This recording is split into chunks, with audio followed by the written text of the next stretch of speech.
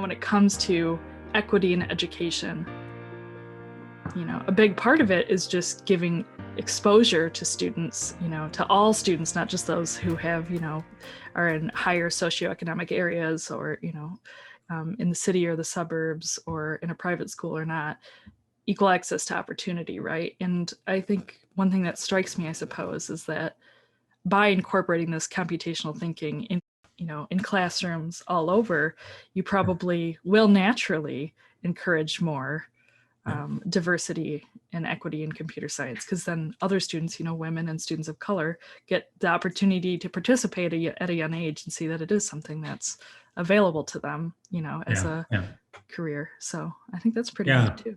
Yeah, I think, increasing representation of Black and Brown students in computer science at the K-12 level, at the undergraduate level is important.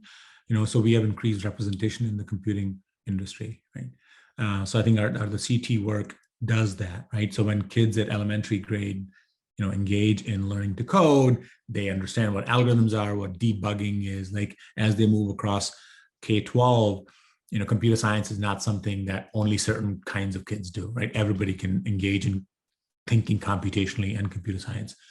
I think the other part that I did say in terms of like equity focused and justice oriented work, we can't just stop at increasing representation.